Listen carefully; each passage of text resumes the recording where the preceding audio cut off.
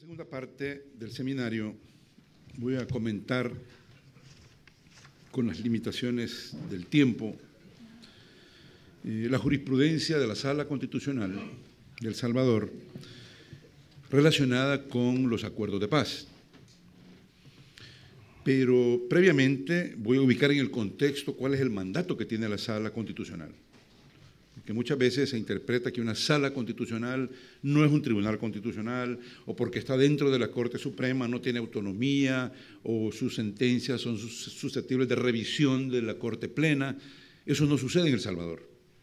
En El Salvador se configuró la Sala Constitucional en la Constitución de 1983 con un mandato claro y muy amplio en los tres procesos constitucionales que conoce: el proceso de inconstitucionalidad, el proceso de amparo y el proceso de habeas corpus. La Sala tiene autonomía en materia jurisdiccional.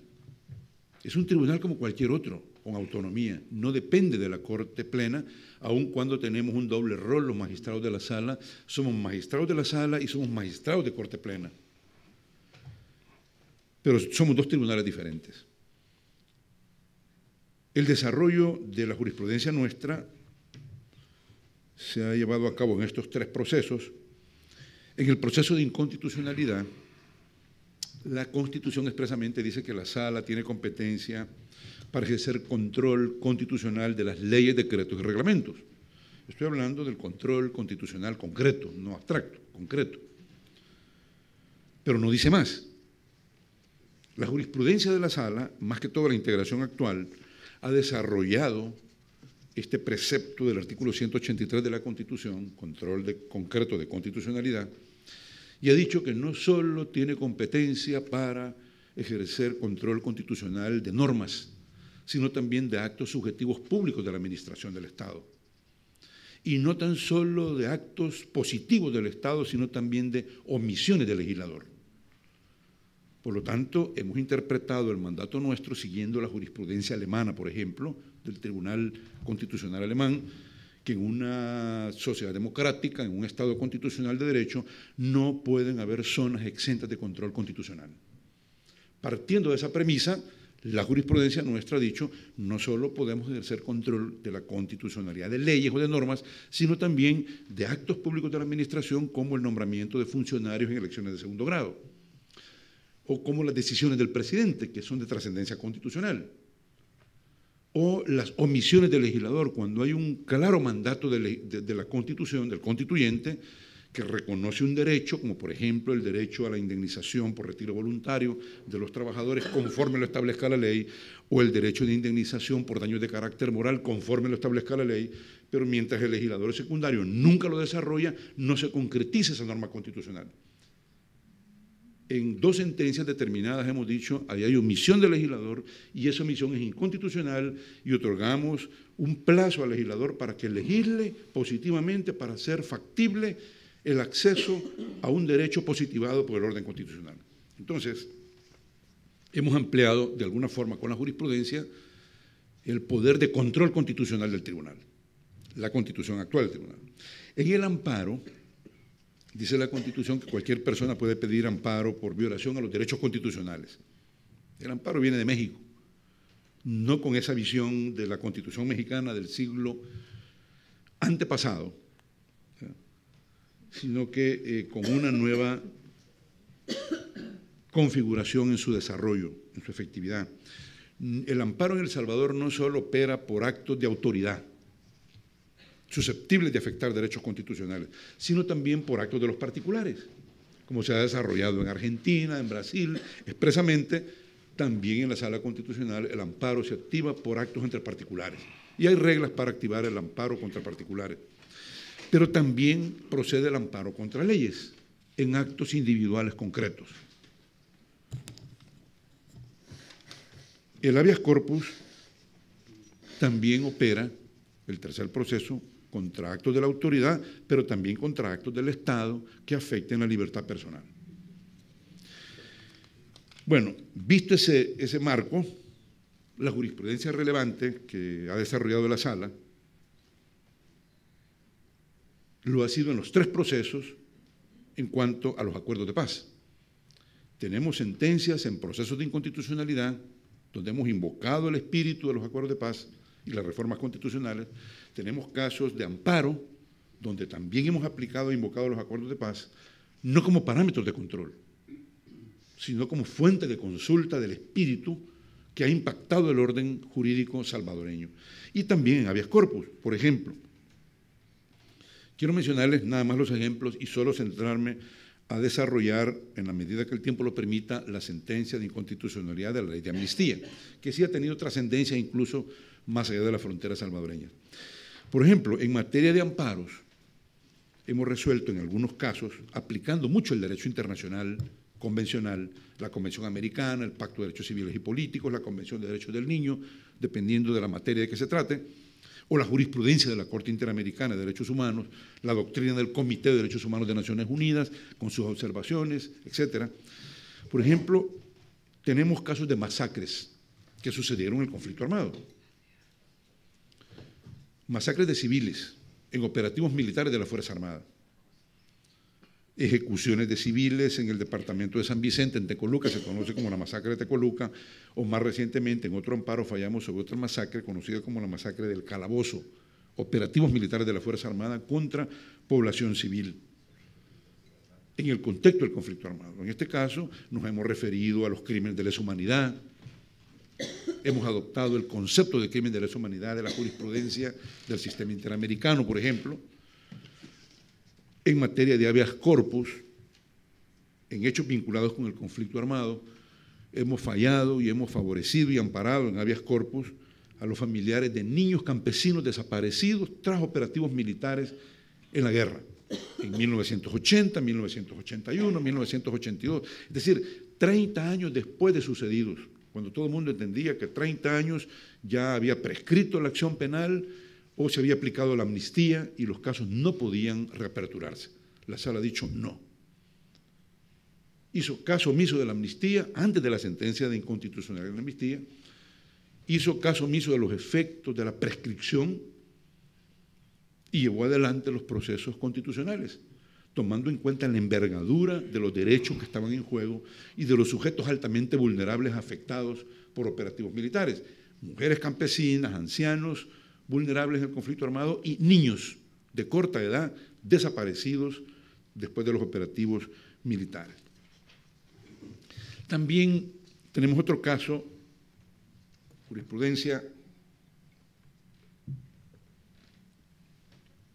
en un proceso de inconstitucionalidad contra un decreto del presidente de la República.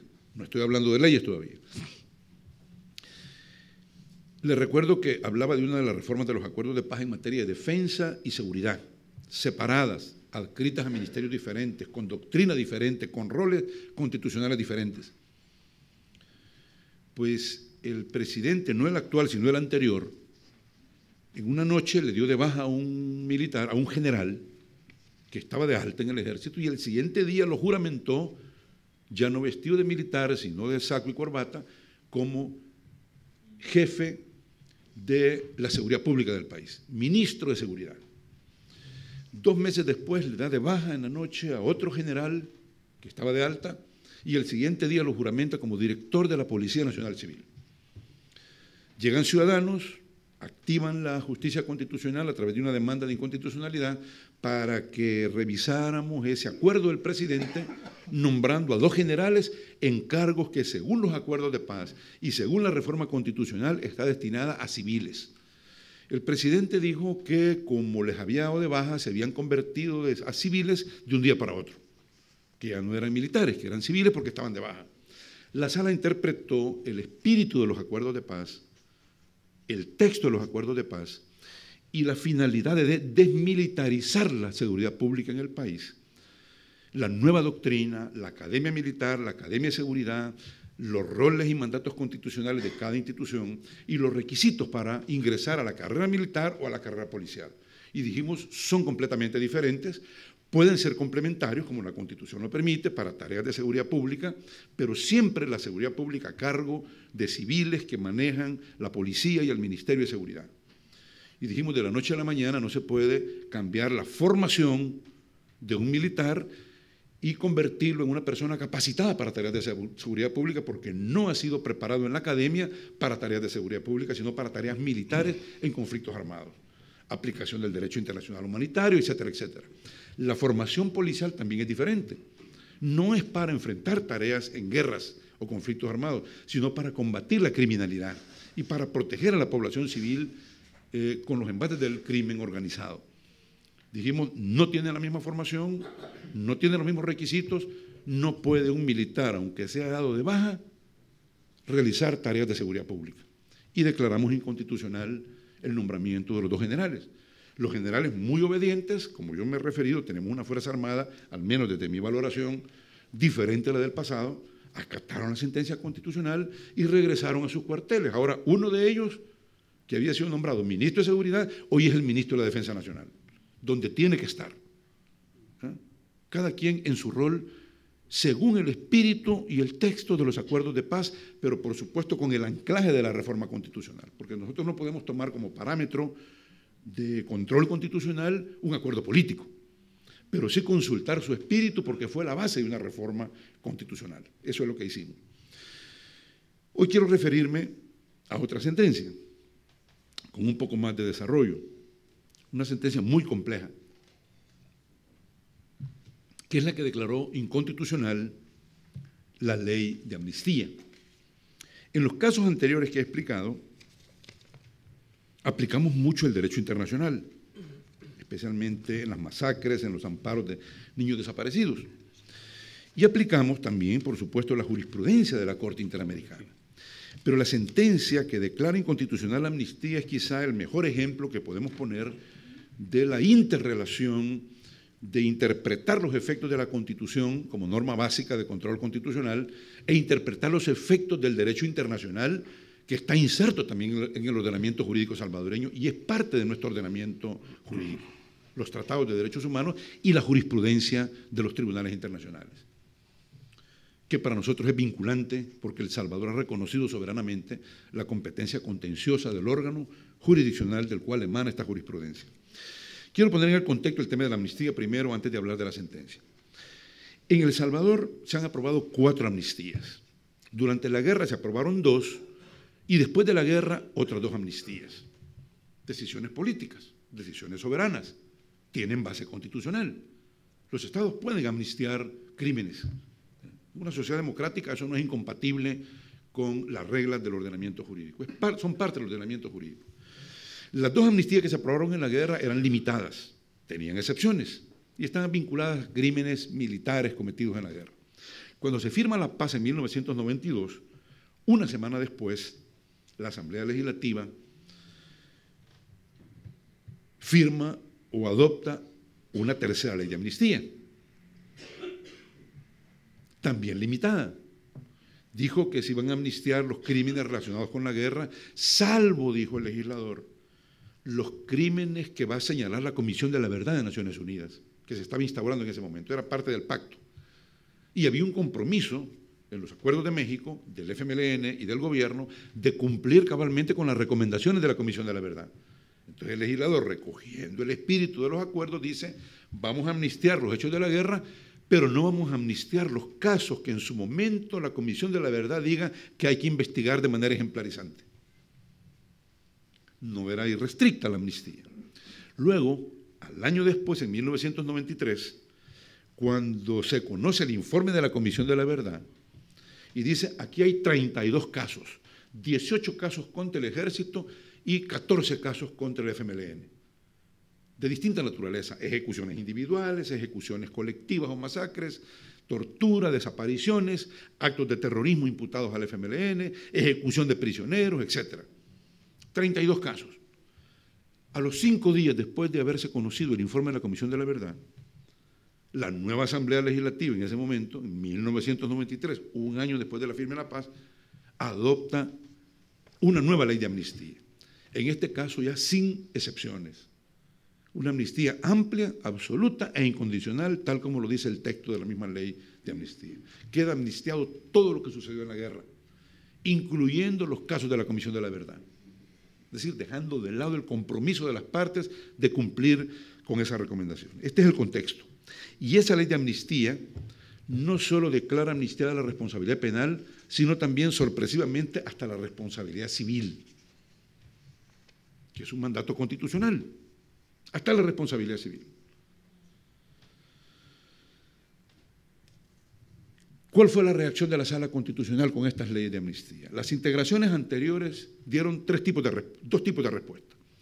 Una integración anterior, cuando activistas de derechos humanos presentaron demandas contra la ley de amnistía, dijo ya por los años 90, la Sala Constitucional no tiene competencia para ejercer control constitucional de la ley de amnistía porque es una ley política, y el Tribunal Constitucional del país no tiene competencia para ejercer control de leyes políticas. Error, definitivamente. Desde una perspectiva constitucional y desde la perspectiva del Estado de Derecho es un error. Y no entró a conocer el fondo de la demanda.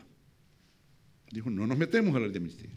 Luego vinieron otros activistas de derechos humanos y más adelante el padre Segundo Montes, uno de los jesuitas asesinados, estaba también involucrado en esta preparación de la demanda, presentan nueva demanda y la integración anterior a la sala actual dice, sí, tenemos competencia y entran a conocer el fondo de la demanda. Y al final dicen, esta ley es constitucional, porque el Parlamento tiene facultades constitucionales para amnistiar crímenes en El Salvador. Luego, con la integración actual, llega una nueva demanda. Por supuesto, nuevos alegatos. Y ahí incorporan el derecho internacional, violación al derecho internacional y violación a otras normas de la Constitución. Y entran con el tema de las víctimas y el derecho a la reparación de las víctimas.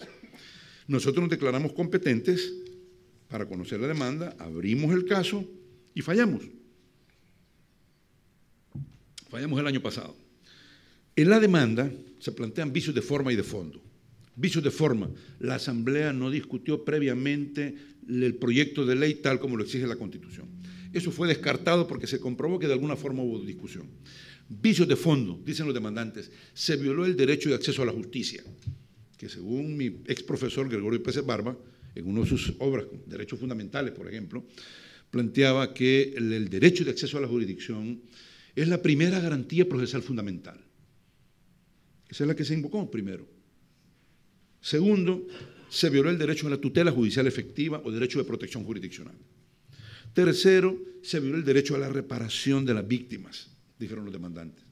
Y cuarto, se violaron los tratados internacionales de derechos humanos. O sea, nos estaban invocando que aplicáramos como parámetros de control constitucional tratados internacionales. En la sala nunca hemos dado ese salto de calidad, porque no tenemos consenso, los actuales magistrados, de adoptar lo que se conoce en la doctrina como el bloque de constitucionalidad de derechos humanos, donde como la Sala Constitucional costarricense o la Corte Constitucional prestigiosa de Colombia han adoptado en su jurisprudencia esta figura del bloque de constitucionalidad, donde se integra las normas sustantivas de la Constitución con las normas sustantivas de los tratados internacionales y les sirven como parámetros de control constitucional a los jueces de los tribunales constitucionales. Pues bien, el objeto de control eran 3 artículos de los 6 artículos de la ley y el parámetro de control eran disposiciones de la Constitución que hacían referencia al reconocimiento a derechos fundamentales y a la obligatoriedad de los tratados y a la jerarquía de los tratados en El Salvador respecto a la legislación secundaria. Cuando se le corre traslado a la Asamblea Legislativa como autoridad demandada, la Asamblea miente, le miente al tribunal y le dice al tribunal que la ley es inconstitucional porque fue pactada en los acuerdos de paz. Como que si los acuerdos de paz fuesen un documento secreto. Estaban expuestos a la comunidad nacional e internacional y en los acuerdos de paz, lejos de que no se pactó la amnistía, hay una cláusula que se llama superación de la impunidad.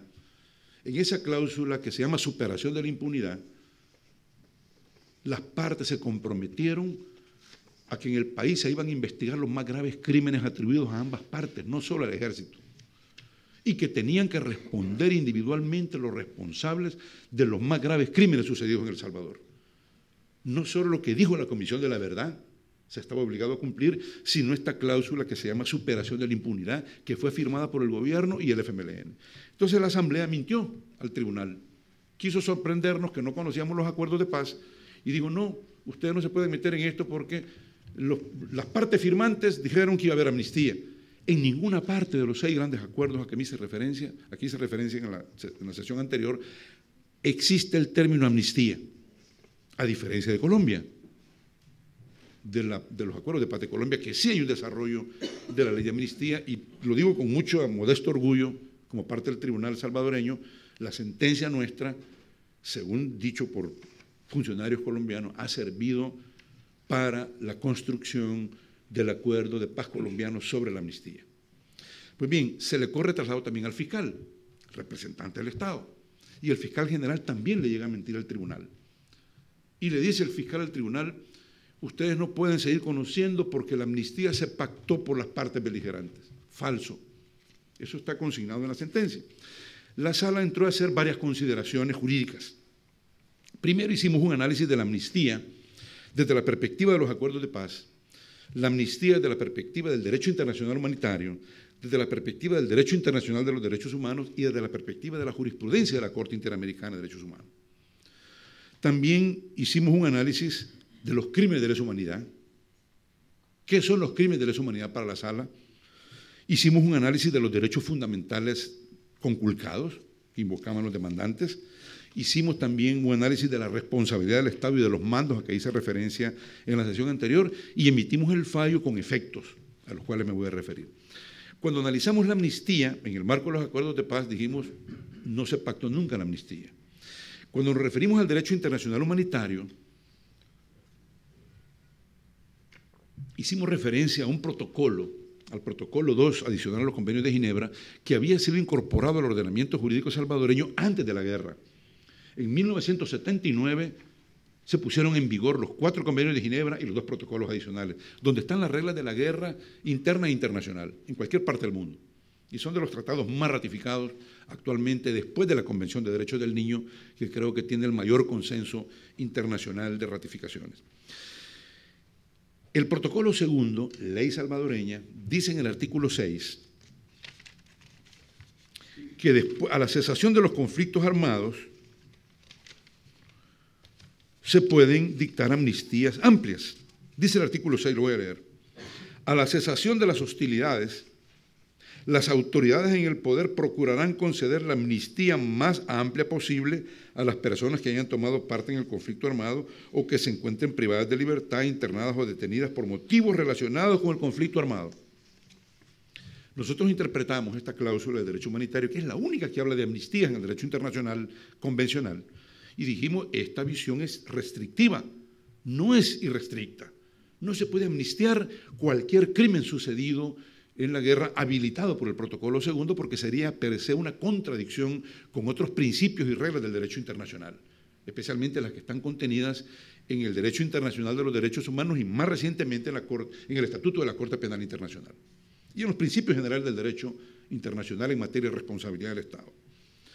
Dijimos, esta visión restrictiva implica que el Estado salvadoreño y el legislador, el Parlamento, estaba obligado, al mismo tiempo estaba habilitado a amnistiar, pero estaba obligado a adoptar amnistías que no fuesen irrestrictas e incondicionales o absolutas. Tenían que tener un límite, y ese límite lo determinó la Sala en su sentencia. Cuando analizamos las normas del derecho internacional de los derechos humanos, dijimos, en los tratados de derechos humanos, en el Pacto de Derechos Civiles y Políticos, en la Convención Americana, al igual que en el Convenio Europeo del 51, de Derechos Humanos y Libertades Fundamentales, no aparece por ningún lado la amnistía. Por el contrario, lo que aparece es el deber de respeto y garantía de los estados de los derechos de las personas sujetas a su jurisdicción territorial. No es amnistiar, no es indultar, es investigar, identificar responsabilidades, ejercer la sanción penal, reparar a las víctimas. Esa es la obligación que emana del sistema del derecho internacional de derechos humanos.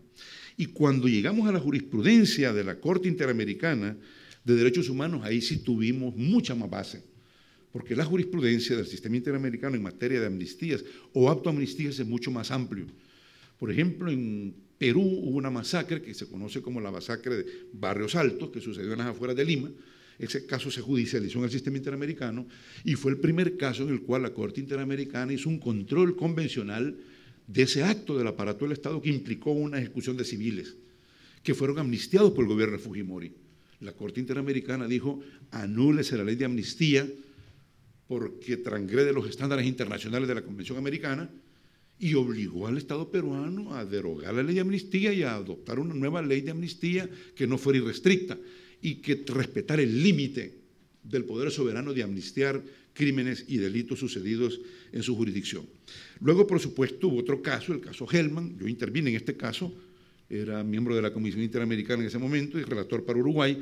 Era un caso contra Uruguay de ejecución de un civil y de desaparición de una mujer embarazada, Claudia Hellman, hija del poeta Juan Hellman, argentino, que luego se encontró 23 años después a María Macarena, que era su niña que tenía en el vientre y que sobrevivió de una acción que se dio en el marco del Plan Cóndor, en el Cono Sur. Este caso Hellman es otro precedente de la Corte Interamericana sobre amnistías. En Uruguay se aprobó esta ley de exención punitiva del Estado y la Corte Interamericana en esta sentencia dijo que esa ley, no obstante que tenía el aval de una consulta popular, probablemente no bien informada a la ciudadanía uruguaya de los estándares internacionales y de los límites de su propio Estado, avalaron una ley de amnistía que iba más allá de lo permitido por el derecho internacional. La Corte Interamericana dijo, en ese caso Hellman, que la amnistía en Uruguay también era incompatible con la Convención Americana. Pero más recientemente, en el caso de El Salvador, que es el caso que nos interesa, la masacre del Mozote. En el Mozote se dice que hubo 1000 civiles asesinados por un operativo militar en 1981, en el norte de Morazán, el departamento donde yo nací. Ese caso quedó en impunidad. Se abrió un expediente en mi pueblo, San Francisco, donde soy oriundo, y luego se archivó porque se aplicó la ley de amnistía. Eso fue hace 25 años y quedó durmiendo ese proceso. Esta jurisprudencia del caso del Mozote este caso llegó a la Corte Interamericana y la Corte condenó al Estado de El Salvador por violación a derechos fundamentales, por la masacre, pero hizo un análisis exhaustivo de la ley de amnistía desde la perspectiva del derecho internacional y dijo que era una especie de autoamnistía la que se había decretado en El Salvador y que iba más allá de los límites que le permitía el derecho internacional. Y ordenó a la Corte Interamericana que se derogara la ley. Nunca nadie presentó una iniciativa de derogar la ley. El presidente de la República tampoco, porque tiene iniciativa de ley, no presentó iniciativa de ley para derogarla. Fue la Sala Constitucional, de la cual yo tengo el honor inmerecido de formar parte ahora, la que a raíz de una demanda ciudadana por activistas de derechos humanos declaramos inconstitucional esta ley, tomando en consideración la jurisprudencia de la Corte Interamericana, particularmente en el caso del Mozote, en esta masacre. Les quiero contar de que a raíz de la sentencia, que fue en julio pasado, los campesinos de la zona norte, porque estamos ahora en el proceso de exhumación, la Corte Suprema está ayudando a la exhumación de los cadáveres 30 años después, y se están encontrando, les digo porque yo estoy muy involucrado en este tema de las exhumaciones con el Instituto de Medicina Legal, estoy acompañando de parte de la Corte en términos logísticos para apoyar al Instituto de Medicina Legal. Los cadáveres que están saliendo son de niños de 3 meses, de 6 meses, de 3 años, de 7 años, solo criaturas. Y se están entregando en pequeñas cajitas a los familiares campesinos para que les den sepultura de acuerdo a sus creencias religiosas o espirituales. Es parte del cumplimiento de la sentencia de la Corte Interamericana. Pero a raíz de la sentencia de la Sala, que declara inconstitucional esta ley, llegan los campesinos hace varios meses, en enero, al tribunal donde estaba archivado el proceso, con la sentencia de la Sala en la mano, a pedir la reapertura del caso. Y el juez muy valientemente, por primera vez en la historia de El Salvador, reabre el primer caso a raíz de la sentencia de la ley de amnistía. Y la semana pasada, sorprendentemente, por primera vez en la historia, el juez cita a los militares que formaron parte del alto mando militar en el pasado, los convoca para intimarlos y para leerles la acusación que tienen. Y llegaron los generales que integraron lo que se conoció como la Tandona, la generación de los militares que llevaron adelante la guerra. El juez los tuvo sentados en el banquillo de los acusados la semana anterior. Revivió el caso del Mozote en términos judiciales. Es el primer caso que ha revivido, gracias a la jurisprudencia de la Corte Interamericana, que nos sirvió a nosotros como fundamento para el tema de nuestra sentencia. Luego hicimos consideraciones sobre los crímenes de lesa humanidad. y adoptamos nuestro propio concepto de crimen de lesa humanidad en la sentencia. Los actos de barbarie, dentro de la gravedad de cualquier crimen están los más graves. No me voy a detener acá, aunque podría leerles brevemente un fragmento de la sentencia que se refiere a los crímenes de lesa humanidad, porque muchas veces se habla de estos crímenes y no se toma en cuenta la trascendencia. La sala dice que estos crímenes internacionales conmocionan gravemente la conciencia moral de la humanidad y la dignidad humana a nivel universal. No es cualquier tipo de crímenes. Son actos inhumanos de una particular gravedad que denotan un sentimiento de crueldad para con la existencia humana, un sentido de envilecimiento de la dignidad y de destrucción de los valores humanos y de los derechos fundamentales inderogables o normas del jus cogens internacional, por lo que constituyen auténticos crímenes de Estado y crímenes internacionales, ya que atentan gravemente contra el género humano. Eso dice la sentencia sobre los crímenes de lesa humanidad. También decimos que estos crímenes por naturaleza son crímenes de carácter imprescriptible. Aquí entramos a un tema muy gelatinoso, el tema de la prescripción. Entonces, también hicimos análisis de los derechos fundamentales invocados como violados, se habla de la responsabilidad del Estado y en el fallo, para terminar, declaramos inconstitucional los artículos invocados por los demandantes, pero quedaban 3 o 4 artículos vigentes de la misma ley, que no habían sido invocados como inconstitucionales. Como no eran artículos que hacían referencia al objeto esencial del caso, los declaramos inconstitucionales por conexión. Esta es una técnica procesal constitucional que le permite a los jueces constitucionales resolver este tipo de conflictos cuando se declaran inconstitucionales unos artículos y quedan vigentes otros, y pueden generar inseguridad jurídica, incertidumbre. Los declaramos inconstitucionales a todos por conexión a los restantes. Expulsamos la ley del ordenamiento jurídico, pero no podíamos dejar al país a la deriva, sin amnistía. Utilizamos una técnica que entiendo que viene de la jurisprudencia del Tribunal Constitucional italiano, que es la reviviscencia de una ley declarada inconstitucional por otra ley que posteriormente declarada inconstitucional. Entonces, revivimos la vigencia de la ley del año anterior, que era una ley que tenía excepciones. ¿Qué excepciones tenía? Los casos de la Comisión de la Verdad. Por lo tanto, las excepciones que quedaron de esta ley de amnistía o de la amnistía vigente en el país, según la sentencia, son los 32 casos de la Comisión de la Verdad. Volvimos a revivir esa posibilidad. Esos 32 casos se pueden judicializar según la sentencia de la Corte. ¿Qué otros casos se pueden judicializar? Los que según los parámetros de la Corte pueden ser considerados como crímenes de lesa humanidad. ¿Qué otros casos quedan fuera de la amnistía en El Salvador? Los considerados como graves violaciones al derecho internacional humanitario. El derecho internacional humanitario se desarrolla en 6 tratados. No podíamos dejar esa gran cadena de casos, sino que teníamos que restringirlo al mínimo y dijimos solo las violaciones al artículo 4 del protocolo segundo, que se refiere a los derechos y garantías fundamentales en los conflictos armados respecto a la población civil, quedan fuera de la amnistía. Los graves crímenes de guerra que representan las más graves afectaciones al derecho humanitario. Y otro caso que queda en excepción es una excepción que tiene la Constitución y que entiendo que tendría que ver con el caso de los padres jesuitas. La Constitución dice que no se puede amnistiar en El Salvador un crimen o un delito cometido dentro del periodo presidencial dentro del cual se decreta la amnistía. Si la amnistía se decretó en 1993, había un periodo presidencial del 89 al 93. Todos los crímenes sucedidos en ese periodo no los podía decretar la legislatura de ese periodo. Entonces también quedan como exceptuados. Finalmente, el efecto de la sentencia respecto a la Asamblea Legislativa.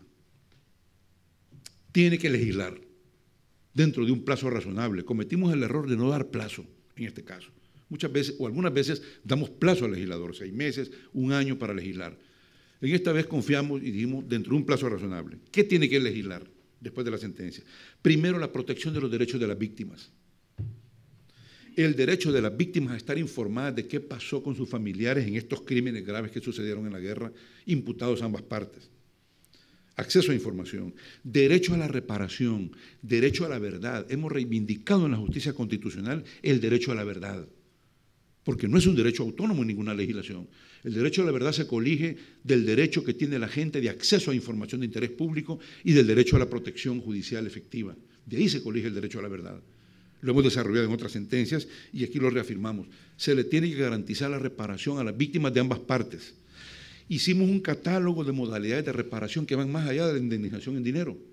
La satisfacción, la compensación, la rehabilitación, la reivindicación, el pedido de perdón, el reconocimiento público de responsabilidad, etcétera, etcétera, para que el legislador escoja dentro de ellas y no se genere una crisis 25 años después y haya lugar a la reconciliación nacional por la vía de la aceptación de responsabilidad, el pedido de disculpas públicas y el derecho a la verdad.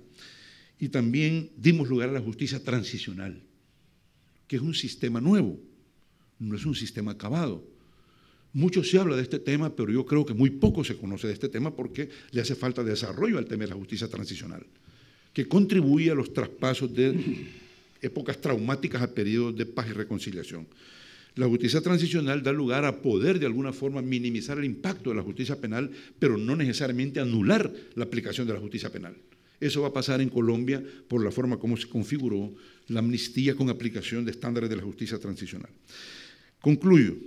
Esta sentencia que hemos adoptado con base en el derecho internacional, para nosotros es un precedente histórico para las nuevas generaciones. Para que en El Salvador, si de aquí a 50 años o 100 años vuelva a suceder algo similar o más grave, haya un precedente que detenga este tipo de medidas que son incompatibles con la Constitución y con el derecho internacional. También esta sentencia habilita el cumplimiento de parte de los acuerdos de paz que quedaron marginados por una amnistía amplia, absoluta e incondicional. Justicia para los crímenes de lesa humanidad, justicia para los más graves crímenes de guerra. Esa es la lectura de la sentencia nuestra. Y por último, esta sentencia reivindica a las víctimas. En el centro de la sentencia están las víctimas de ambas partes, de los más graves crímenes, no de todos los crímenes, porque si no hubiéramos generado un caos con esta sentencia. Y con la sentencia lo que queremos generar, con esa visión restrictiva de los efectos, es un camino hacia la justicia, hacia la verdad, que se conozca quién es el responsable, por qué se desapareció 7.000 personas, por qué se mataron 80.000 personas, por qué se perseguían a las personas, por qué se cometieron actos de terrorismo en El Salvador. ¿Por qué llegó esa cultura, entre comillas, de persecución a la vida y a la verdad? Eso tiene que destaparse en El Salvador con un consenso nacional a través de la justicia. Entonces, es un legado a las víctimas.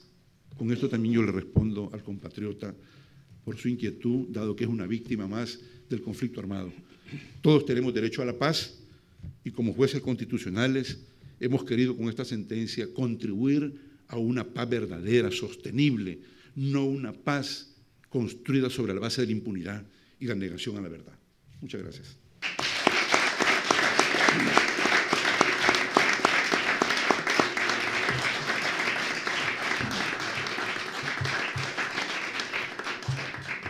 Damos paso ahora a don Carlos Fernández de Casadevante, catedrático de Derecho Internacional Público de la Universidad Rey Juan Carlos. Muchas gracias, buenos días. En primer lugar, agradecer al Tribunal Constitucional, en particular a mi antiguo rector, el profesor y magistrado Pedro González Trevijano, la invitación a participar en este acto. Le he dejado caer que después de haber escuchado al embajador Pico de Coaña, pues se me abre una vía, se me hace más fácil transitar una vía, porque para ser diplomático me ha parecido una intervención, a mí me ha gustado. Yo cuando estaba en la Facultad de Derecho en San Sebastián, yo quería ser como hablaba idiomas, pensaba en la carrera diplomática. Luego allí conocí a la que es mi mujer desde hace ya 36 años y me di cuenta que tenía que ser muy complicado una familia viajando por el mundo, ¿no? Pero luego, por mi carácter poco diplomático, pensaba yo que hubiera sido, no hubiera durado mucho, pero después de escucharle a usted, se me ha abierto una puerta, digo, a lo mejor tenía posibilidad. Me ha gustado la claridad de lo que ha dicho y le quería felicitar también por su intervención. Tratándose de justicia constitucional, de salas constitucionales, pues quiero tener un recuerdo para los compañeros de la Sala Constitucional de Honduras, destituida ilegalmente hace el 12 de diciembre de 2012, una fecha así emblemática, y parece que la Comisión Interamericana de Derechos Humanos pronto se va a pronunciar a este respecto. Y fue en el marco de unas jornadas organizadas por la Sala de lo Constitucional de Honduras, donde coincidimos en en San Pedro Sula, allí en Honduras, con el magistrado con el que tengo gusto de compartir. No sé si usted estaba ya nombrado en el año 2012. Bueno, quiero agradecer también la intervención del señor Ramos, como víctima, por su testimonio, porque yo también soy víctima, entonces le comprendo perfectamente. Yo hace 18 años la organización terrorista ETA y sus amigos me echaron del País Vasco y por lo tanto lo comprendo perfectamente. Aquí hay otras víctimas del terrorismo también que lo comprenden perfectamente. Es decir, las víctimas no solamente en El Salvador, también aquí han sido invisibles. En el País Vasco siguen siendo invisibles para mucha gente. También molestan porque recuerdan algo. Molestan a los victimarios, evidentemente, porque cuando el victimario las ve, algo le recuerda, ¿no? Y por otro lado, la reparación es irreparable. Es irreparable. Bien, una vez que se aceptan estas cosas, bueno, la fe también ayuda, pues se puede vivir, ¿no? Pero bueno, le comprendo perfectamente y le agradezco su intervención. Sí, porque en relación con estas cuestiones, en justicia transicional se habla siempre de dos posiciones, ¿no? La de los realistas o pragmáticos, es decir, prima la paz sobre la justicia. Y luego el otro término a mí no me gusta, no me acaba de convencer, les llaman los human writers, ¿no? Los de los derechos humanos, como si fueran los idealistas o los angelicales, ¿no? Es decir, no, pues no. Es decir, frente al pragmatismo está la justicia. Y si no hay justicia, hay impunidad. Y si hay impunidad, pues todo lo demás, ni hay Estado de Derecho, ni hay imperio de la ley, ni hay nada de nada, ¿no? Poco tengo que decir a la excelente intervención del magistrado. Además, tiene la suerte de haber sido el autor de la sentencia, con lo cual, mucho mejor todavía, ¿no? Pero yo coincido totalmente, me parece una sentencia impecable. Los parámetros interpretativos que se utilizan, que son tanto el acuerdo de paz, la ley de reconciliación, el derecho internacional de los derechos humanos, me parece impecable. Pero antes de hacer algunas reflexiones sobre eso, quiero empezar, no sé si me he olvidado agradecer. No, creo que eso ya he cumplido todo lo que tenía aquí apuntado. ¿Creemos en la justicia universal? Depende.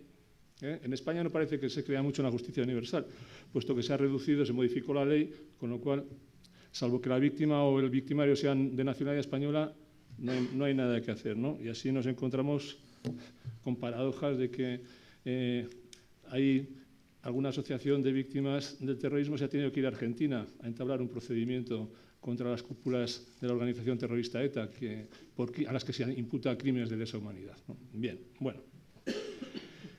Cuando yo estudiaba Derecho, que fue hace mucho tiempo, a todos los que hemos estudiado Derecho se nos ha hablado de la interpretación, ¿no? La importancia de la interpretación. Se habla del Código Civil, el sentido ordinario de las palabras, en su contexto, objeto y fin, pero nadie nos habló nunca del intérprete. Es decir, la importancia del intérprete. Y aquí una de las primeras reflexiones que me vinieron cuando analicé la sentencia de la Sala de lo Constitucional y al ver que ha habido otras dos sentencias anteriores a las que usted ha hecho mención antes, la importancia del intérprete. Las tres sentencias, la del 93, la del 2000 y la del 2016, han analizado lo mismo. Sin embargo, han llegado a conclusiones totalmente distintas. En el año 93, la Sala de lo Constitucional, como nos ha recordado, considera que no puede entrar a juzgarla porque es un acto eminentemente político. Y las normas son las mismas. El 26 de septiembre de 2000 se declara constitucional la Ley General de Amnistía, porque tales disposiciones admiten una interpretación conforme a la Constitución. 16 años más tarde llegamos a esta sentencia con la que yo me identifico plenamente y que responde de conformidad tanto con las normas internas de El Salvador como con el derecho internacional de los derechos humanos y el derecho internacional humanitario. Es decir, la importancia del intérprete, ¿no? En el caso de España, en España también tenemos ejemplos de estas cuestiones, ¿no? La legalización del brazo político de la organización terrorista ETA por 6 votos contra 5 del Tribunal Constitucional, pues también los intérpretes. Y vuelvo a la víctima. Es decir, ¿y qué piensan las víctimas? Se legaliza un proyecto político en virtud del cual se estaba asesinando durante 50 años, bueno, asesinando, persiguiendo, extorsionando, etcétera, etcétera. Y, bien, es decir, la importancia del intérprete y las consecuencias de los actos del intérprete. Bien, pero en relación, quería destacar primero esto, ¿no? Es decir, que cómo el análisis de las mismas normas llevan a resultados distintos hasta que llegan las personas adecuadas al lugar adecuado, ¿no? En este caso me refiero a la sentencia de la Sala de lo Constitucional de la Corte Suprema de Honduras de 2016. Bien, como lo ha dicho casi todo, voy a hacer simplemente unas reflexiones de orden general, ¿no? Es decir, los acuerdos de paz, como ya se ha señalado, conceden a ambas partes. Lo que se va a enjuiciar, no hay ninguna amnistía, no se concibe, no se menciona ningún tipo de amnistía, pero sí se señala que se enjuiciarán los hechos graves, que luego son precisados en la ley del 92, independientemente del sector al que pertenecieran sus autores, es decir, tanto los de un bando como los del otro, ¿no? Por si se me olvida, sí me gustaría que me explicara después o que me precisara. No he entendido bien en la ley, en el artículo 1 de la Ley de Amnistía, cuando se habla de comisión de delitos políticos. En el sentido del término de delitos políticos, porque los crímenes de lesa humanidad, es decir, que también había otro camino para transitar, los crímenes de lesa humanidad, los crímenes de guerra, la tortura, las violaciones graves de los derechos humanos, que son crímenes internacionales, nunca pueden ser calificados como crímenes políticos, por lo tanto, nunca pueden ser beneficiarios de una amnistía, ¿no? Bien. Leí también el voto particular que acompaña a esta sentencia. Bueno, y ahí se decían algunas cosas con las que no me identifico, pero bueno, quería resaltar, El Salvador ratifica la Convención Interamericana de Derechos Humanos en el 78, es decir, que cubre los hechos que se producen con posterioridad, ¿no? Esos hechos graves de violencia ocurridos desde el 1 de enero del 80, a los que alude la Ley de Reconciliación. Por lo tanto, esa ley de amnistía ya de por sí era incompatible con las obligaciones asumidas en 1978 por la República de El Salvador en relación con la Convención Interamericana de Derechos Humanos, las obligaciones que tiene de garantizar y proteger los derechos establecidos en ese convenio y de perseguir y castigar y ejercer su jurisdicción, ¿no? Igual que la Ley de Prevención y Castigo de la Tortura del año 85, la Convención Interamericana, que El Salvador ratifica en 1994, es decir, que ahí también ya había elementos suficientes, si hubieran querido los antecesores, para haber podido enjuiciar y abordar la inconstitucionalidad de esa norma, ¿no? Es decir, me gusta en la sentencia de la Sala Constitucional del año pasado la manera en que ha imbricado los distintos parámetros interpretativos, el acuerdo de paz, la Ley de Reconciliación Nacional y el derecho internacional de los derechos humanos y el derecho internacional humanitario. En ese sentido, me da la impresión de que sigue el camino que le ha trazado la Corte Interamericana con la sentencia previa en el caso de la masacre de los Mazotes, donde utiliza los mismos parámetros interpretativos y realiza la misma construcción, ¿no? Es decir, la importancia del derecho internacional de los derechos humanos, es decir, que nuestra Constitución, como ha señalado el presidente del Tribunal Constitucional Español, pues lo contempla en el artículo 10.2 de la Constitución como parámetro interpretativo, donde se incluyen no solamente los tratados, sino también la jurisprudencia de los órganos internacionales en materia de derechos humanos, jurisprudencia de órganos judiciales, pero también otros órganos que no dictan jurisprudencia en el sentido judicial, porque no son órganos judiciales, pero que también, al haber sido aceptada su competencia por España o por el Estado en cuestión, también vincula al Estado, ¿no? Como puede ser el caso del Comité de Derechos Humanos en el marco del Pacto Internacional de Derechos Civiles y Políticos. Y cuando se habla de Tratado de Derecho Internacional de los Derechos Humanos, me interesa destacar, como se ha hecho por parte del magistrado y del presidente esta mañana, que no solamente son los tratados, es también el derecho, la costumbre internacional y las normas institucionales, las resoluciones de organizaciones internacionales que elaboran organizaciones, ¿no? Y que el derecho internacional es derecho interno, es derecho interno. Una vez que es recibido, en el caso español tras la publicación, es derecho interno, por lo tanto, un ordenamiento jurídico que hay que aplicar. Y es un ordenamiento que, como en el caso de El Salvador, es supremacía, rango supralegal e infraconstitucional. Bueno, pero eso desde la perspectiva del derecho interno, desde el punto de vista del derecho internacional, la primacía del derecho internacional es incuestionable, como lo afirma el Convenio de Viena sobre el derecho de los tratados, cuando dice que no cabe invocar el derecho interno para justificar el incumplimiento del derecho internacional, o cuando en el artículo 53 del Convenio de Viena se nos habla de las normas imperativas, es decir, normas que no pueden ser contradecidas ni violadas por parte de ningún Estado. Y el Convenio de Viena sobre el derecho de los tratados es derecho interno, por lo tanto, ahí también hay unas relaciones entre ambos ordenamientos. Bien, al margen en esta sentencia de la Sala Constitucional se dicen cosas, bueno, casi todo lo que se dice a mí me resulta sumamente interesante. Evidentemente, una ley de amnistía no puede amnistiar violaciones de derechos que son inderogables en los tratados de derechos humanos. En el caso de la Convención Americana, en el artículo 27, el derecho a la vida, la prohibición de la tortura, la tutela judicial efectiva, etcétera, etcétera. En todos los tratados internacionales de derechos humanos hay un catálogo de derechos que es inderogable en toda circunstancia. Por lo tanto, imposible que su violación pueda ser objeto de ninguna amnistía.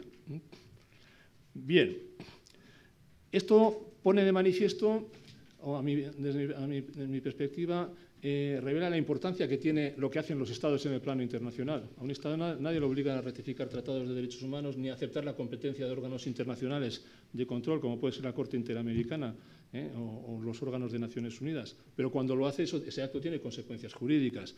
Y una manifestación clara de esas consecuencias jurídicas, bueno, pues es la sentencia de la Corte Interamericana a la que se ha aludido antes en el caso de la masacre y que marca el camino después a la Sala Constitucional en la sentencia que declara la ley de amnistía contraria a la Constitución y obliga a derogar, bueno, estos artículos de la misma. En relación con los crímenes de lesa humanidad, es decir, bueno, amnistías, crímenes con arreglo al derecho internacional, como ya se ha dicho, no solamente en el marco de la Corte, de la jurisprudencia de la Corte Interamericana, también del Tribunal Europeo de Derechos Humanos y de órganos de Naciones Unidas y de tribunales penales internacionales, los crímenes internacionales no pueden ser objeto de ninguna amnistía. Son violaciones graves de los derechos humanos. Como dice, los elementos de la Corte Penal Internacional que sirven para interpretar los crímenes se hallan entre los crímenes de lesa humanidad, se hallan entre los crímenes más graves de trascendencia para la comunidad internacional en su conjunto, justifican y entrañan la responsabilidad penal individual y requieren una conducta que no es permisible con arreglo al derecho internacional generalmente aplicable, como se reconoce en los principales sistemas jurídicos del mundo, ¿no? Complementariamente a esto, los tratados internacionales establecen la obligación de o juzgar o extraditar cuando se cometen algunos de esos crímenes, como puede ser el caso de la tortura. Por lo tanto, difícilmente, también desde esa perspectiva, difícilmente justificable el que se quisieran perdonar o amnistiar ese tipo de comportamientos. Y si no la ejerce la jurisdicción, entregarlo para que, en virtud del principio de justicia universal, si algún Estado lo reclama, alguna jurisdicción de otro Estado lo reclama, puedan ser juzgados. Pero vuelvo a lo de antes, es decir, los crímenes internacionales no son crímenes políticos en el sentido de que puedan beneficiarse. Por eso mi pregunta sobre cuál es el contenido que tiene esa expresión en el artículo 1 de la ley de amnistía, aunque haya sido derogado. Es que los crímenes internacionales nunca pueden ser crímenes políticos, objeto de amnistía, ni la tortura, ni los crímenes de guerra, ni lesa humanidad, ni las ejecuciones extrajudiciales, ni la desaparición forzada, ni el terrorismo, por ejemplo, que también es un crimen internacional, aunque no esté recogido en el Estatuto de la Corte, que se hizo antes de los atentados en Estados Unidos. Si se hubiera hecho después, probablemente el terrorismo estaría incluido y se habría allanado el camino para abordar algunas cuestiones, ¿no? Se ha hablado también ya del derecho a la verdad. Evidentemente, no voy a insistir, es un derecho autónomo, como ha dicho las Naciones Unidas, y si no hay investigación efectiva, es decir, aquella que permite conocer quiénes cometieron los hechos, las circunstancias en que se cometieron, el que puedan ser detenidos, procesados y juzgados y condenados en su caso. Si no se da esa investigación, no hay derecho, el derecho a la verdad no existe. Bien, sobre las amnistías ya se ha dicho el estado de la cuestión. El derecho internacional no las prohíbe, lo que sí afirma que determinadas amnistías, como las que señala la Corte Interamericana y como las que figuran en la sentencia de la Sala de lo Constitucional, esas son incompatibles con el derecho internacional y con las obligaciones internacionales en materia de derechos humanos. La novedad en la sentencia de las masacres, del caso de las masacres, y la novedad en la sentencia de vuestra Sala Constitucional es que por primera vez se aborda la cuestión en el marco de un contexto de un conflicto interno, donde se interpreta el protocolo número 2 de 1977 en el marco del derecho internacional humanitario, y se llega a esa conclusión. Y lo interesante, lo que me ha parecido muy interesante es que en ese caso concreto, tanto la Corte como la Sala de lo Constitucional sitúan el análisis, la interpretación de ese artículo cuando habla de una amnistía, de conceder la amnistía más amplia posible, como tanto la Corte como la Sala Constitucional utilizan como parámetros interpretativos el origen, es decir, los acuerdos de paz, donde ahí no se habla de nada de esta cuestión y, por lo tanto, más luego la ley del año 92, donde el camino queda todavía más claro. Para terminar,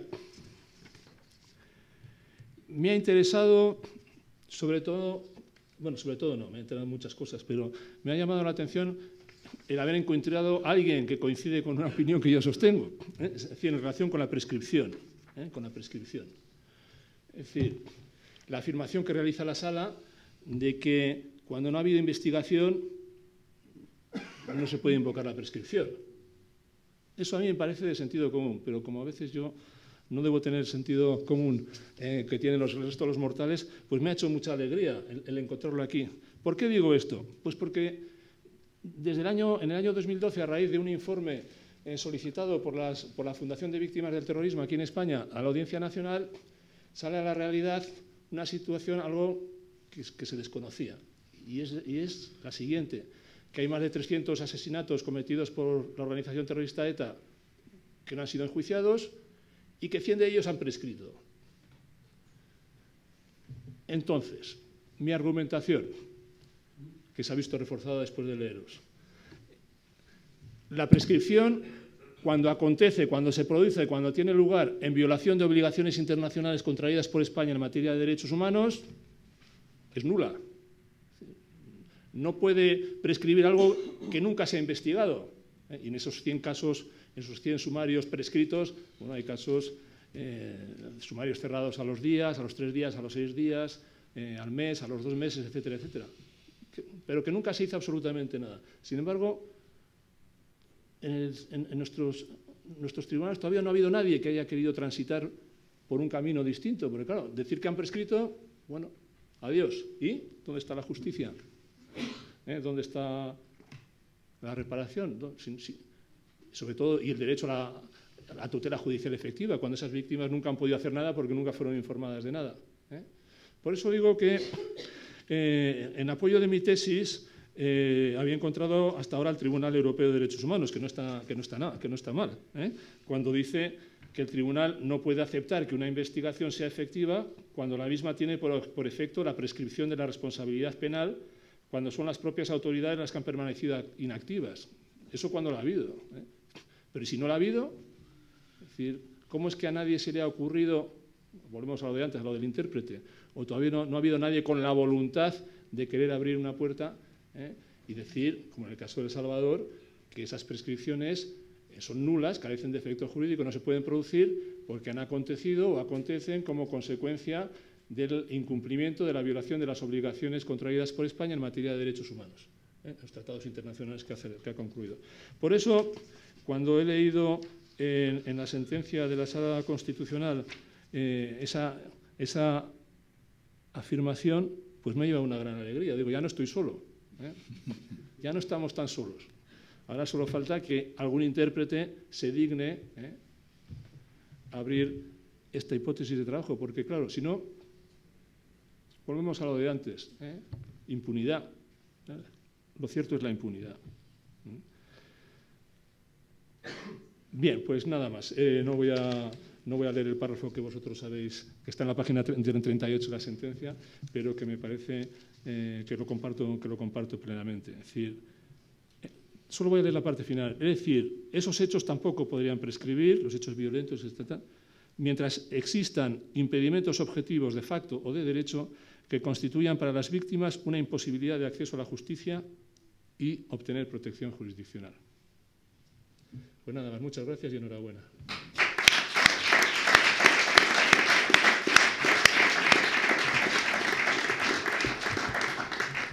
Muchas gracias. Vamos a comenzar un breve turno de preguntas antes de concluir con las palabras finales. Caballero, por favor.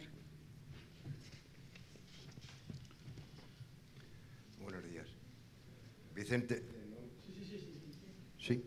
Vicente Nieto, Juan Miguel, oficial de la Guardia Civil en excedencia. Pues no he oído ninguna referencia a ninguno de los ponentes a los escuadrones. Se ha hablado de dos partes, ninguna alusión. Sin embargo, sí se ha metido a ETA. Se ha hecho referencia a ETA en más de una ocasión. En esa Comisión de la Verdad, ¿se ha descubierto alguna conexión de algún tipo, del tipo que fuera, de ETA con la guerrilla salvadoreña?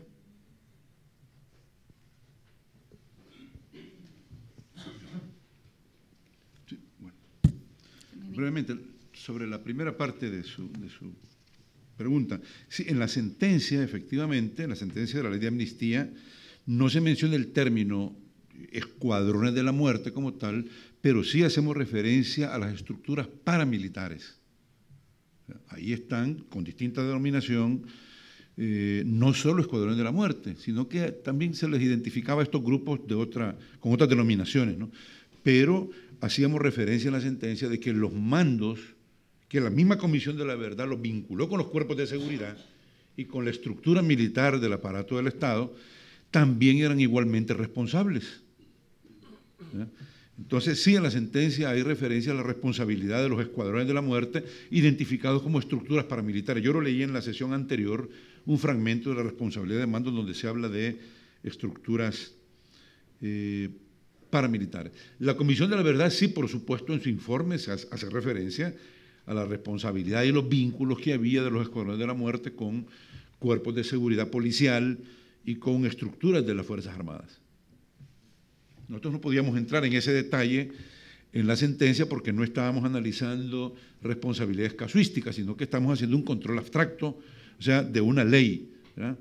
Sí nos permitió entrar a la responsabilidad de mandos, autores materiales, ejecutores, etcétera, pero sin hacer referencia a escuadrones de la muerte o a grupos guerrilleros, porque eso ya es una cuestión como efecto de la sentencia, ya los jueces sabrán con los parámetros de la sentencia qué casos están obligados a reaperturar y qué casos no son susceptibles ya de iniciar porque están amnistiados según los mismos efectos de la sentencia.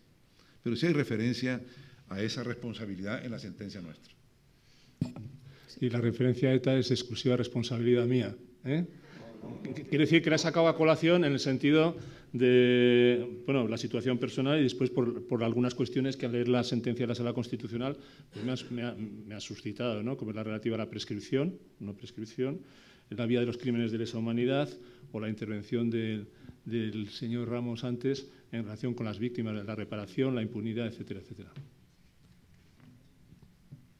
¿Alguna otra cuestión? Lo que yo he preguntado es, posiblemente sea un poco dura la pregunta, pero si hay una comisión de la verdad que ha investigado, si en esa investigación, está bien, me ha contestado perfectamente, no el término escuadrones de la muerte, que no es una terminología jurídica, sino vulgar del pueblo, que así denomina a ciertos elementos paramilitares, no con ese nombre.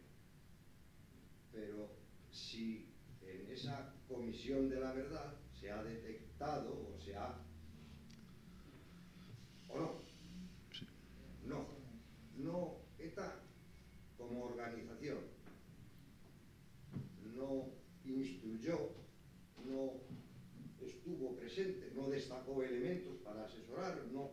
Del mismo modo que Estados Unidos mandó asesores a los otros lados. ¿Hubo asesores en el otro bando? ¿Se ha visto, se ha detectado o no?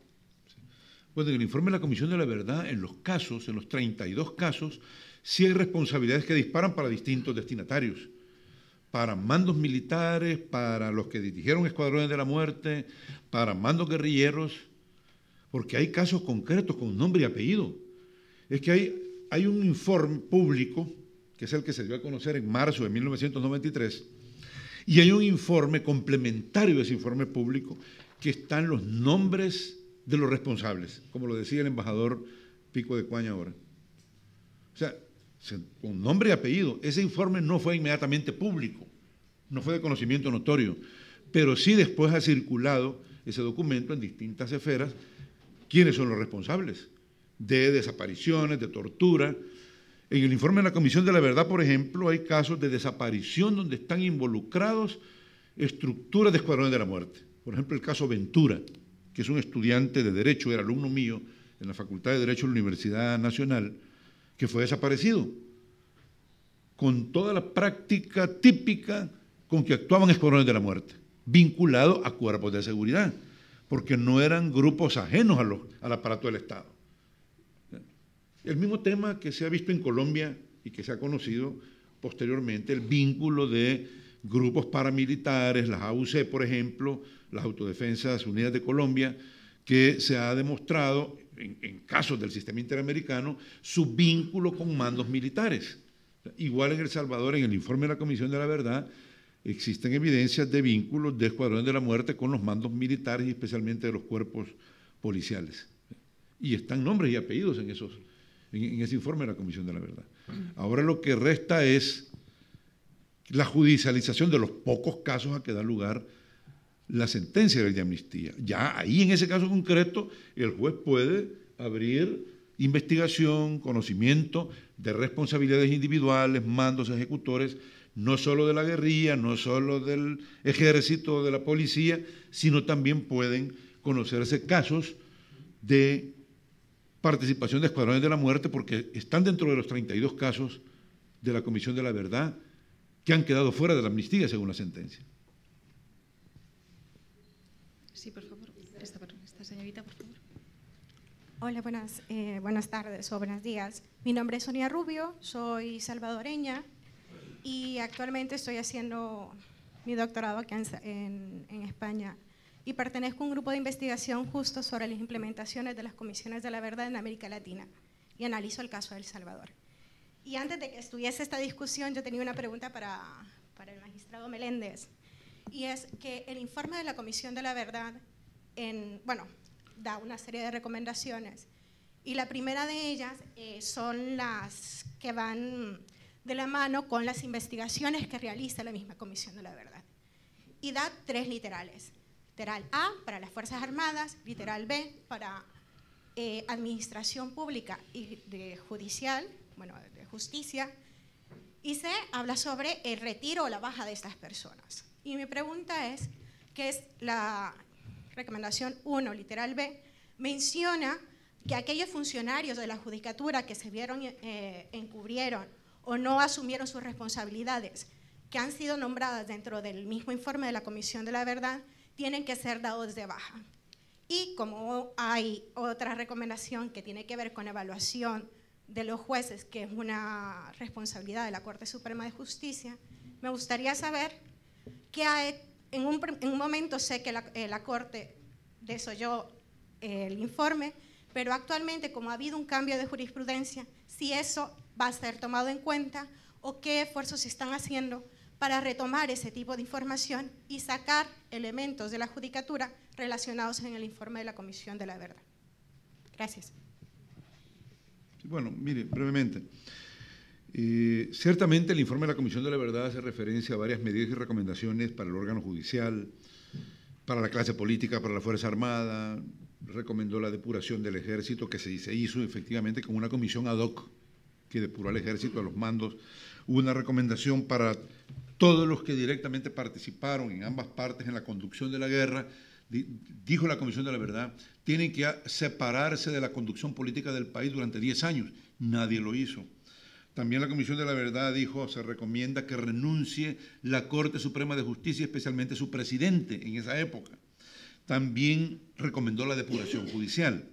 Sobre este punto, independientemente lo haya dicho o no lo haya dicho la Comisión de la Verdad, es obligación de las cúpulas que dirigen el órgano judicial, la Corte Suprema. No voy a utilizar el término depuración porque muchas veces se entiende peyorativo para la dignidad de los jueces. Aplicar el régimen disciplinario en el órgano judicial. Que en definitiva, una de las medidas puede ser la remoción de un cargo o la suspensión por varios días o, qué sé yo, cualquier otro tipo de medida sancionatoria disciplinaria. Entonces, estamos en ese proceso en El Salvador. Hemos destituido, removido 27 jueces en los últimos meses, en distintos tribunales, 27. Hemos sancionado, pero cantidad de jueces por distintas causas. Entonces, estamos implementando el régimen disciplinario, que es un régimen legalmente obsoleto. Es una ley vieja que todavía no ha sido modernizada. Estamos trabajando en la modernización porque tenemos iniciativa, forma de activar esas reformas legislativas en la Asamblea Legislativa para modernizar el régimen disciplinario, siempre dentro del marco de un debido proceso. No se puede actuar sobre la base de la notoriedad, del ruido público, etcétera, sino que siempre en los casos concretos, con los jueces hay que tener mucho cuidado, al igual, por supuesto, que con los particulares, cuando se trata de juzgar a alguien. Tiene que ser siempre sobre la base de la garantía de audiencia, el derecho a la defensa, el derecho a que aporten pruebas, el derecho a recurrir, etcétera, etcétera. Entonces, en ese marco estamos, por supuesto, estamos en deuda. Tenemos que ser autocríticos.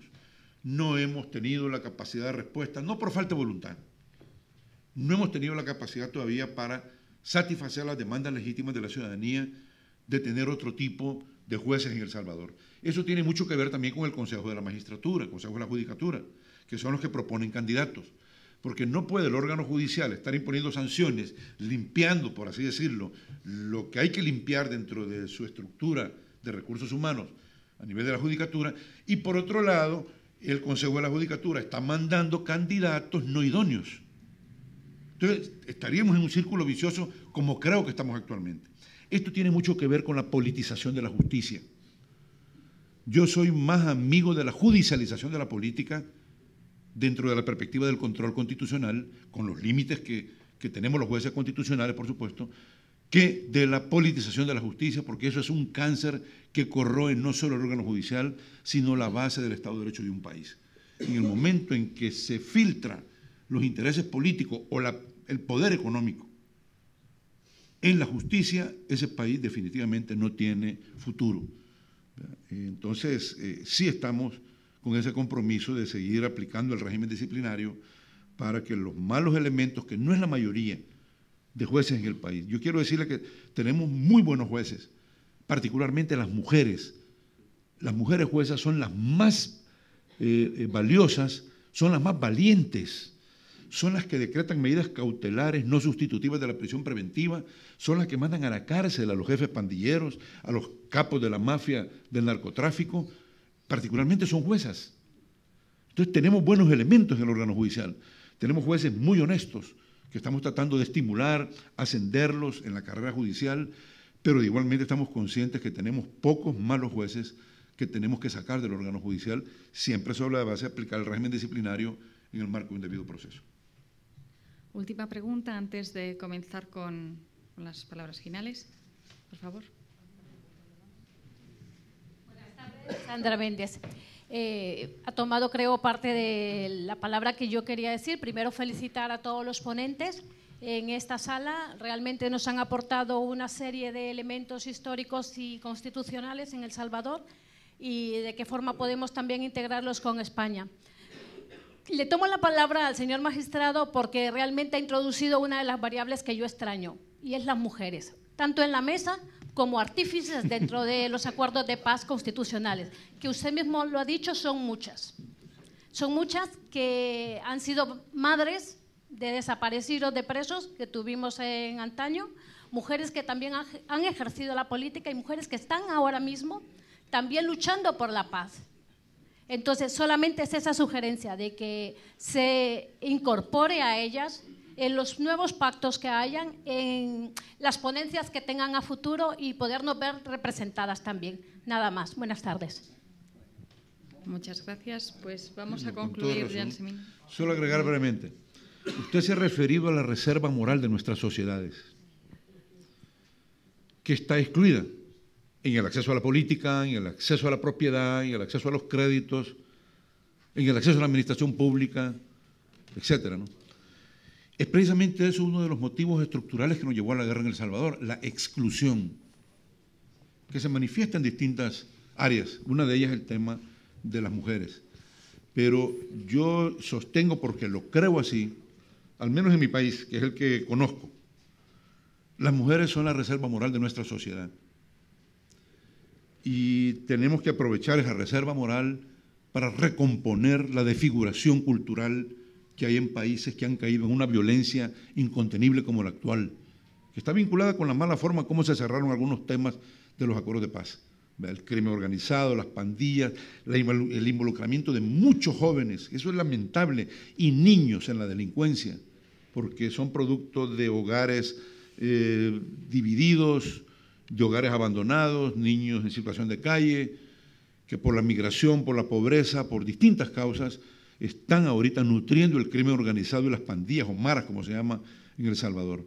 Yo creo que las mujeres tienen un rol muy importante que jugar en la recomposición moral de nuestras sociedades y tienen el derecho legítimo a que los hombres definitivamente nos volvamos luchadores y protagonistas de la reivindicación de sus derechos, no solo en problemas de violencia, que es una de las dos grandes manifestaciones de las afectaciones a derechos de las mujeres, sino en la marginación y discriminación de la mujer. Quiero decirles para cerrar, ahorita uno de los movimientos o avances que estamos teniendo en el sistema judicial salvadoreño es que a mediados de año van a despegar los tribunales especializados de protección de las mujeres frente a la violencia y a la discriminación. Vamos a judicializar no solo los más graves casos de violencia, sino los más graves casos de discriminación. Eso creo que no se ha visto comparativamente en América Latina, salvo en Guatemala y en un par de países más hay tribunales que judicializan la violencia contra las mujeres. Nosotros queremos dar un salto de calidad. También los casos gravísimos, inexcusables de discriminación contra las mujeres los vamos a judicializar a partir de este año. Muchas gracias, señor Meléndez. Muchas gracias, señor Fernández. Vamos a dar la palabra a don Pedro González Trevijano, magistrado del Tribunal Constitucional y secretario permanente de la Conferencia Iberoamericana de Justicia Constitucional. Muy buenas tardes a todos. Mis primeras y principales palabras han de ser en un acto de clausura necesariamente para manifestarles y además de forma explícita pues dos estados de ánimo por este orden literal. Mi agradecimiento y en segundo término mi satisfacción. Mi agradecimiento en primer lugar que quiero extender a todos quienes han participado de forma extraordinariamente activa y generosa para la buena celebración de este congreso, de este panel. He de reconocer que el auténtico artífice material, el impulsor en su momento de estas jornadas, rememorando los 25 años de los acuerdos de paz de El Salvador en 1992, fue mi buen amigo el magistrado Florentino Menéndez, que se acercó en Lima a la delegación española para transmitir la necesidad de abrir un debate de reflexión acerca de la importancia y significación que tuvieron los acuerdos de paz, no solo por la trascendencia político-constitucional en su país y en Iberoamérica, sino también por el papel especialmente activo y dinámico que había desarrollado España en aquellos tiempos. Y en ese sentido quiero también recordar pues, el respaldo unánime desde un primer momento por parte del anterior presidente del Tribunal Constitucional de España, el profesor Francisco Pérez de los Cobos, que desde un primer momento se adhirió también a la realización de este evento y, por supuesto, el actual presidente que nos ha acompañado esta mañana en el acto de apertura, el magistrado don Juan José González Rivas. En segundo lugar, quiero también testimoniar mi reconocimiento, por supuesto, al presidente de la Sala Suprema de El Salvador, el doctor Armando Pineda, que ha tenido la gentileza también, y me consta, de respaldar por conversación telefónica la organización de este evento y que además pues, ha tenido también la deferencia de acompañarnos a lo largo de esta jornada de reflexión y de trabajo y asimismo agradecer la presencia del embajador de España en El Salvador, que ha tenido también la gentileza de acompañarnos en este acto. Y de forma específica quiero también testimoniar mi reconocimiento al embajador de España, Pico Caballero de Manera, que ha tenido pues, nuevamente pues, todas las facilidades para acompañarnos en este acto. Tuvimos ocasión de conocerle en la Universidad Rey Juan Carlos toda vez que se celebraban, cuando era director de Patrimonio Nacional, las jornadas de los actos de apertura de nuestros seminarios de verano y siempre tenía, como recordaba el profesor Carlos Casadevante, unas intervenciones que no eran quizás las más tradicionales o las más clásicas por parte de un miembro de la carrera diplomática. Parecían más las intervenciones, si me permiten aquel juego de palabras, del mundo académico, caracterizado pues, por el desenfado y por la iconoclastia. En ese sentido, el embajador parece, como decía Joseph Conrad, uno de los nuestros cuando se refería a las palabras de los RIM. Se parece más a un miembro de la academia que a un miembro seguramente de la diplomatura. Y de forma especial, pues también quiero testimoniar mi reconocimiento y mi agradecimiento a los dos catedráticos de Derecho Constitucional de mi universidad, una universidad moderna, dinámica, pujante, permítanme que presuma, creo que lo puedo hacer y testimonian la altura de dos intervenciones, del profesor Carlos Casadevante, que fue decano de la Facultad de Ciencias Sociales y Jurídicas de la Universidad Rey Juan Carlos, y catedrático de Derecho Internacional, y también de mi buen amigo el profesor Castro Díaz Varado, que en la actualidad dirige el Centro de Estudios Iberoamericanos. Simplemente 3 consideraciones muy rápidas. Decía el clásico que nunca se dejaría de escribir acerca de la democracia, del derecho y de la política, porque son cuestiones que ocupan y preocupan a la ciudadanía de cualquier contexto y de cualquier lugar y condición. Yo creo que esto es cierto. Una vez que hemos escuchado las intervenciones de los 5 ponentes a lo largo de esta mañana, ya hemos llegado a la conclusión de que efectivamente la formalización de los acuerdos de paz del año 1992, que ponía término a más de 75.000 muertos, a más de 7.000 heridos, a decenas de miles de desaparecidos, había permitido implementar 3 medidas importantísimas, 2 ya conseguidas y una seguramente en expectativas de conseguirse. La primera de ellas, la finalización a través del compromiso del acuerdo de la política y el derecho de la finalización de la guerra, y no por la imposición de las armas. En segundo término, la democratización de un sistema democrático, esto es en última instancia su configuración como un régimen constitucional, y el auspicio futuro, que estoy convencido que llegará, de la reconciliación, siempre es más difícil, siempre requiere más tiempo, las heridas personales son además más complejas de poder subsanar. En segundo lugar, y también me gustaría destacarlo, la importancia del derecho como instrumento válido de resolución de los conflictos. La importancia que se atribuye en el texto constitucional salvadoreño actual a la potencia del papel del juez como elemento que en última instancia dirimine la defensa y protección de los derechos fundamentales de los ciudadanos, el fortalecimiento de las instituciones democráticas, el acceso de un control en el ejercicio de los poderes electorales y, por último, claro que sí, la construcción de las garantías de independencia del Poder Judicial, fundamentalmente a través del Consejo Nacional de la Magistratura, y también del fortalecimiento de las competencias de la Suprema Corte de Justicia y, en particular, de la Sala del Constitucional, así lo brindan. Y, por último, ¿qué quieren que les diga? Pues para un magistrado que se dedica al derecho constitucional y que tiene la extraordinaria fortuna de formar parte del Tribunal Constitucional de España. En última instancia, la Constitución no es más que el fundamento último jurídico, por supuesto que sí, la norma de las normas de la que hablaba Kelsen, pero sobre todo es un pacto, es una norma de compromiso, de convivencia, en paz, en libertad y en justicia en última instancia. Y no quiero terminar, se cumplen, son casualidades de la vida, también los 25 años de la Casa de América en este magnífico Palacio de Linares que se construía, yo creo que en el último tercio del siglo XIX, al hilo de un matrimonio fructífero entre un noble de la época, dotado de poco soldada, y una señora rica, cosa que era habitual en la España de mediados del siglo XIX. Es un palacio, además, que tiene por tener hasta fantasma. No hace falta ser británico ni leer a Oscar Wilde para saber que también los españoles, cuando tenemos palacios de los que podemos presumir, tienen fantasma. El fantasma de este palacio se llama Raimundita, se lo digo porque si se la encuentran por los pasillos la pueden saludar. En cualquier caso, yo creo que la fantasma Raimundita, como decía el embajador Diego de Coaña, que ha tenido la gentileza de acompañarnos, estará contenta de haber escuchado unas reflexiones en las que se hace hincapié en la búsqueda de la verdad, de la justicia, de la igualdad, del restablecimiento de los derechos afectados y, en última instancia, de las mejores virtudes que adornan la condición humana. Y a todos ustedes, por supuesto, que han tenido la gentileza de acompañarnos, permítame también que agradezca la presencia de la vicepresidenta del Tribunal Constitucional, doña Encarna Reca, del profesor Andrés Ollero, catedrático también de Derecho Constitucional de la Universidad Rey Juan Carlos, permítame que presuma igualmente, y magistrado del Tribunal Constitucional, y don Juan Antonio Siol. Y un último reconocimiento que quiero testimoniar y que normalmente se ocupa. Como decía Napoleón, la intendencia es casi tan importante como el aprovisionamiento de las armas. Todo esto no sería posible sin el buen hacer y la gestión del Tribunal Constitucional de España, que quiero de alguna forma significar en todos los que han participado y de forma específica en el jefe de gabinete del presidente, don Antonio Ramos Mimbri, y también en el secretario general, don Andrés Gutiérrez. Y a todos los que han tenido la gentileza de acompañarnos, letrados, amigos y público en general, muchísimas gracias por su presencia.